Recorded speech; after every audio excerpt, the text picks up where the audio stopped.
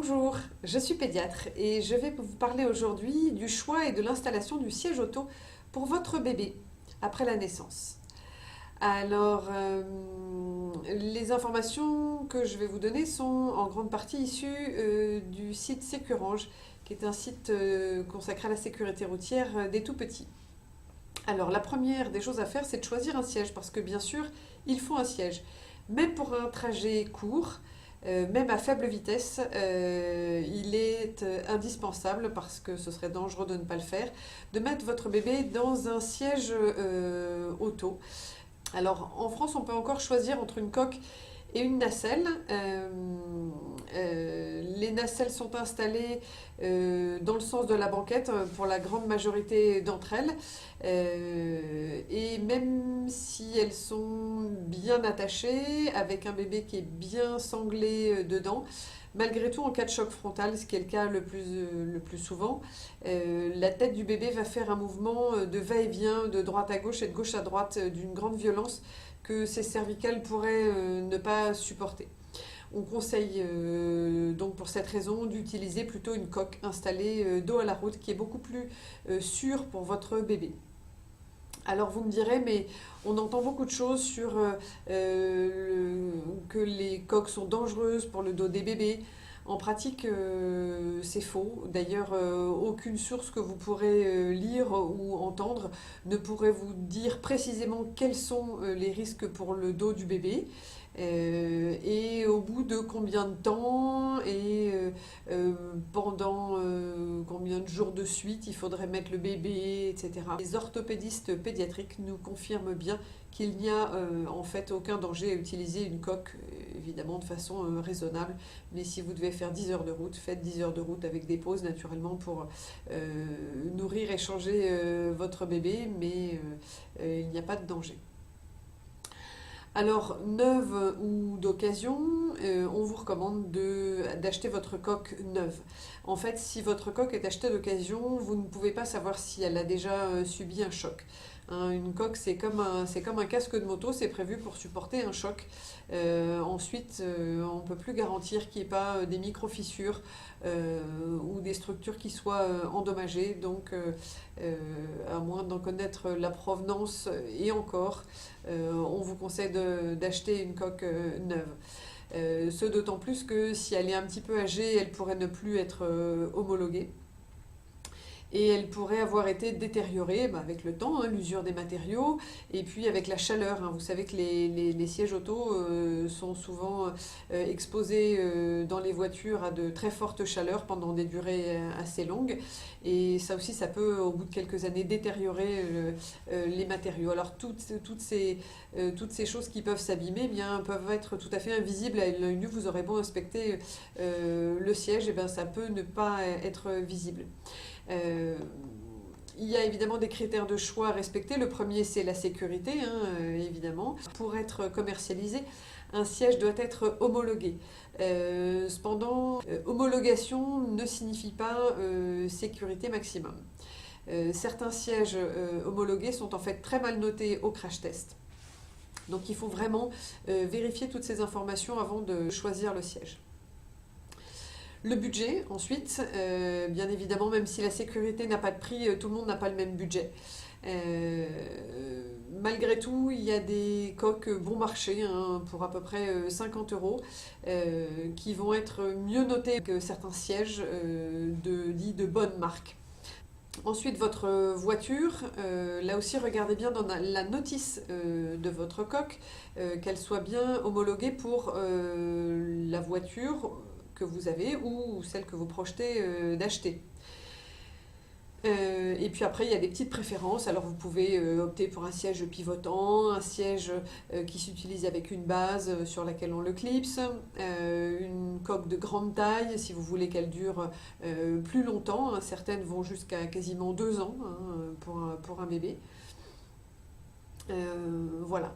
Alors là, choisir isofix ou ceinturé. Le système Isofix, qui sont donc un système où il y a le siège qui vient s'accrocher à la banquette, n'est pas forcément un gage de sécurité. En revanche, il est un gage de pratique et il limite très nettement le risque d'erreur d'installation. Encore que sur la plupart des sièges, il y a un petit schéma qui permet de bien l'installer. Vérifiez aussi la longueur de ceinture si vous utilisez un siège ceinturé, parce que certaines coques sont très gourmandes en ceinture et il vaut mieux l'avoir essayé dans sa voiture avant de l'acheter. Alors, le système de base est un système qui est pratique. Là aussi, ce n'est pas un gage de sécurité, c'est plus le côté pratique. Ça permet d'enlever et de remettre le cosy simplement le clipsant et en le déclipsant. Faites attention parce que les sièges sont tous testés avec et sans la base, et parfois, sans la base, le siège est mieux noté au crash test. Voilà. Alors maintenant que vous avez acheté votre siège, eh bien, il va falloir l'installer. C'est là que ça se complique. Alors j'aurais 2 conseils à vous donner. Le premier, ce serait de lire la notice, mais vraiment jusqu'au bout. Et puis d'installer bien sûr le siège dos à la route, comme ça doit toujours l'être pour les coques. Alors, la plupart des sièges, heureusement, ont un système de fixation qui est assez intuitif, d'autant plus, comme je vous le disais, qu'il y a souvent un schéma sur le côté du siège. Attention, parce qu'il y a quand même certaines petites subtilités qui sont très importantes pour la sécurité de votre bébé. Tout d'abord, la hauteur des sangles. Elles doivent être réglées quand un enfant est dos à la route. Elles doivent être réglées à la hauteur de l'épaule ou juste en dessous. Les protections de sangles et les protections d'entrejambe, elles doivent être présentes, et c'est là aussi souvent un problème avec les sièges achetés d'occasion, c'est qu'elles ont été perdues. Ou que c'est plus celles qui étaient vendues avec ce siège.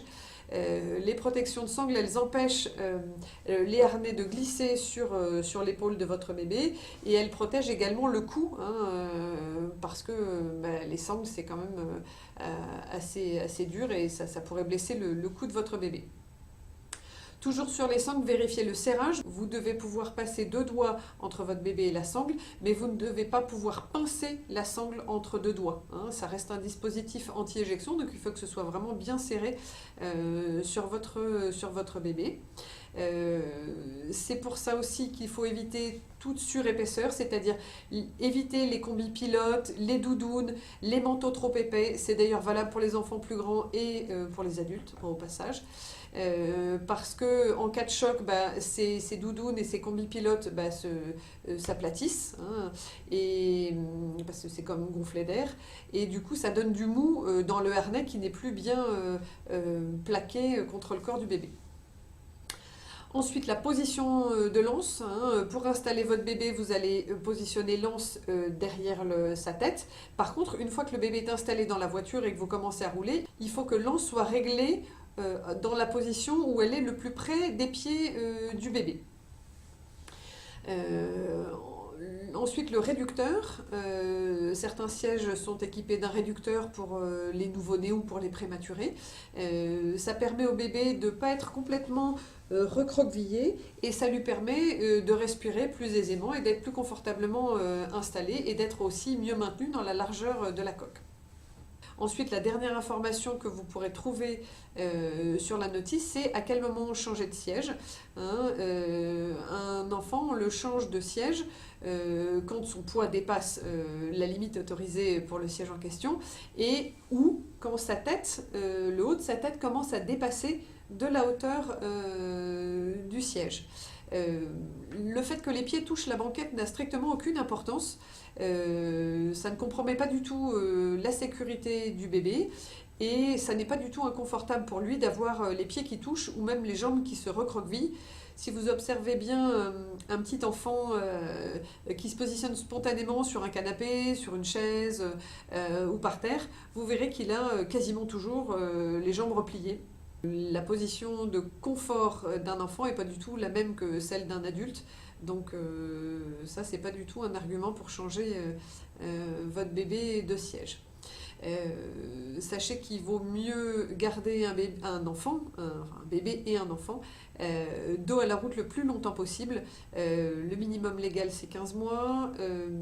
Le minimum de sécurité, ce serait 2 ans. Et idéalement, ce serait même 4 ans, parce que jusqu'à 4 ans, le volume de sa tête et la musculature de ses cervicales ne lui permettent pas d'encaisser un choc frontal. Voilà, bah écoutez, j'espère que ces informations auront pu vous guider dans le choix et l'installation du siège auto de votre bébé. Je vous souhaite bonne route.